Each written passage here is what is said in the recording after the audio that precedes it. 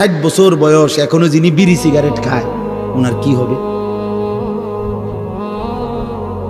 আজকে 60 বছর ধরে কথায় কথায় যে গালিগালাজ ছাড়া কথা বলতে পারে না, ওনার কি হবে? আজকে 60 বছর ধরে যিনি চা দোকানে বসে বসে এখনো বুড়া হয়ে গেছে, এখনো রঙিন টেলিভিশনে নাটক সিনেমা দেখে, ওনার কি হবে? যে মহিলা আজকে 20 বছর ধরে 30 বছর ধরে বেপর্দা, আমার ওই মায়ের কি হবে? যে বোন আমার পরের ছেলের সাথে হারাম সম্পর্ক, অবৈধ সম্পর্ক করে, আমার সেই বোনের কি হবে? আমার যুবক, তুমি যে গত 365 দিনে এক বছরে কোনো দিন ফজরের নামাজ পড়লা না, তোমার কি হবে দোস্ত? হ্যাঁ, এই সময়ে যদি তোমার মৃত্যুর যন্ত্রণা শুরু হয়, হালাত কি হবে? বলো ভাইয়া, বলো ভাই। এরকম কয়টা উদাহরণ শুনবা? হযরত নূহ আলাইহিস সালাম 950 বছর যিনি দুনিয়ার হায়াত পাইছেন, ওই কিতাবে লিখছে ওনার যখন মৃত্যুর যন্ত্রণা শুরু হয়েছে, ওনাকে জিজ্ঞেস করছে, হে নবী নূহ, গত 950 বছর পৃথিবীতে ছিলেন, আপনার কাছে কেমন লাগছে? কতটুকু সময় ছিলেন দুনিয়ায়? 950 বছর কি মামুলি কথা? নূহ আলাইহিস সালাম কি বলছে জানেন? নূহ আলাইহিস সালাম বলছে, শোনো, আমার মনে হচ্ছে একজন লোকের একটা ছোট্ট ঘর, একটা ছোট ঘর, যে ঘরের এদিক দিয়ে একটা দরজা, এন্দিয়া ঢুকে এন্দিয়া বাইর হয় আরেকটা দরজা দিয়ে।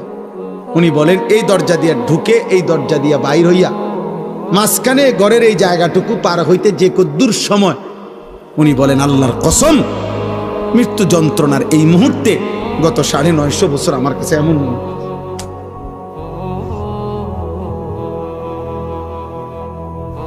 তিনি নবী, তিনি নবী, ওনার হালাত যদি এমন হয়, আমার কি হবে? আমাদের কি হবে? আমাদের কি? আয় করিম। এজন্য দোস্ত তাফসীরে একটা উদাহরণ লিখছে, এই একটা উদাহরণ দিলে আপনি বুঝবেন। এবার বিপরীত অংশের উদাহরণ শুনেন।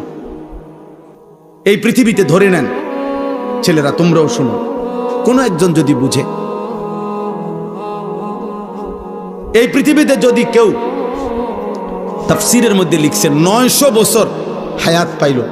কয়শো বছর? এই 900 বছর সে আল্লাহর নাফরমানি করছে। ধরেন চুরি, ডাকাতি, জিনা, ব্যভিচার, মদ, জুয়া, নাচ, গান, সুদ, ঘুষ, হারাম, আল্লাহর নাফরমানিতে কাটাইছে। সেজদা দেয় নাই, বন্দেগী করে নাই। কিন্তু 900 বৎসরে কোনোদিন 1 সেকেন্ডের জন্য ওই কোনো দুঃখ কষ্ট পায় নাই। ধরে নেন একবারের জন্য একটু চোখের পানি পড়ে নাই তার, একটা কাঁটার আঘাতও তার কোনোদিন লাগে নাই, 1 সেকেন্ডের জন্য তার মনটা খারাপ হয় নাই, কোনো কষ্ট, কোনো যন্ত্রণা, কোনো দুঃখ তার হয় নাই। কয়শো বছরে? কিন্তু করছে কি? নাফরমান করছে কি?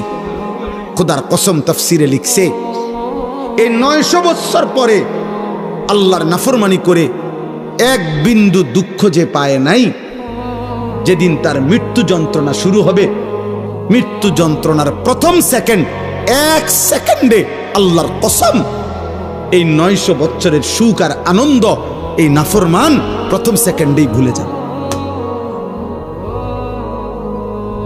দ্বিতীয় সেকেন্ডে যদি তারে বলা হয়, হে আল্লাহর বান্দা, দুনিয়ার জীবন তুমি কেমনে কাটাইছো, সে বলবে, আয় রব মাওলা, জীবনের সুখ কি জিনিস আমি কোনোদিন দেখি নাই, আনন্দ কাকে বলে মাওলা আমি দেখি নাই।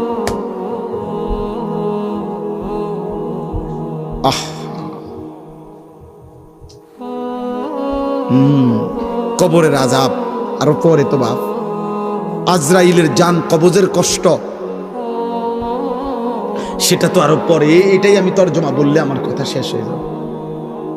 এরপরে হাসরের ময়দানের কষ্ট, এটা তো আছেই। মিজানের পাল্লায় ওজনের কষ্ট, সেটা তো আছেই। ফুলসিরাত পার হওয়ার কষ্ট, সেটা তো আছেই। জাহান্নামের আযাবের কষ্ট, আগুনের কষ্ট তো আছেই দোস্ত। তাফসীরের মধ্যে আছে, ওই কিতাবের মধ্যে আছে, ইমাম কুরতুবীর কিতাব। ইব্রাহিম আলাইহিস সালাম আল্লাহকে, আরে